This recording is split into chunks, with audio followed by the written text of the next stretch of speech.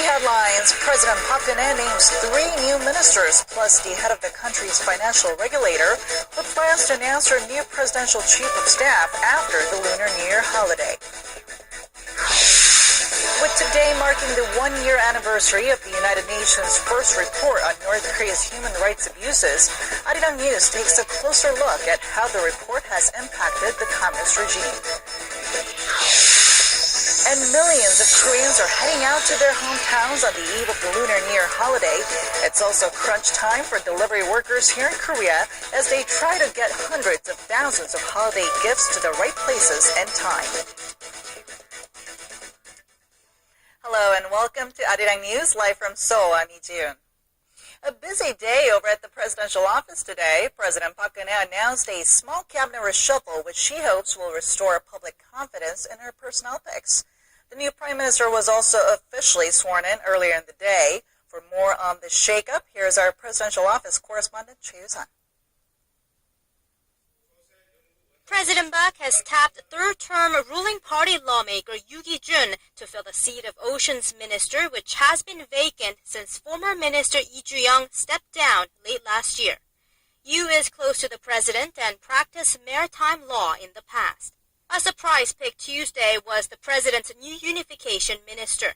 In a likely move to select a figure who's been involved in her policy-making process, she chose her current Unification Secretary Hong Yong-pyo to head the Unification Ministry.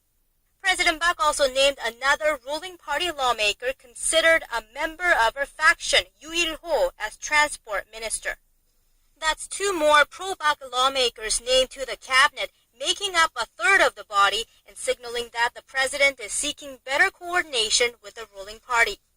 The opposition side criticized Tuesday's shakeup for falling short of public expectations because most of the appointments are from her camp. For Financial Services Commission Chairman, the president tapped Im Jong-yong, a former vice finance minister who also headed a private financial group. With his experience in both the public and private sectors, Im is likely to push for a bold deregulation policy. President Park, meanwhile, accepted her chief of staff's offer to step down in the aftermath of a scandal surrounding documents leaked from her office. Kim Ki-chun's successor, however, will not be announced until after the Lunar New Year holiday. President Park is thought to be giving more consideration to revamping her administration as she needs support to carry out her economic reform drive entering her 3rd year in office. Choi Yoo-sun, Arirang News. The Korean government warns Japan that it will, quote, sternly deal with any Japanese territorial claim to Korea's Dokdo Island.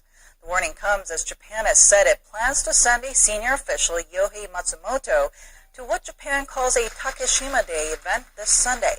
Takeshima is Japan's name for Dokdo, and this is not the first time Tokyo had done this. For the past 2 years, a senior government official attended this event, and Seoul's foreign ministry reiterated today that Dokdo Island is rightfully Korean territory in terms of history, geography, and international law. A year ago today, the United Nations released its first report on North Korea's human rights abuses. The report hasn't changed life for the hundreds of thousands of people still suffering under the repressive regime, but it has heaped pressure on Pyongyang. Our Hwang Sang-hee takes a closer look. The UN's Commission of Inquiry launched its first-ever investigation into North Korea's dire human rights situation in the summer of 2013. The 3-member panel met with North Korean defectors and experts in Seoul, Tokyo, and Washington to hear testimonies and collect data.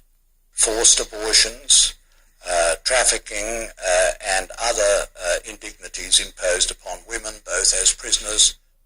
The outcome was a landmark 370-page report published last February that outlined North Korea's human rights abuses, including torture, execution and arbitrary imprisonment, deliberate starvation, and rape. It recommended that the regime be referred to the International Criminal Court for possible prosecution of leader Kim Jong-un. Pyongyang's initial reaction was anger, even threatening a nuclear war.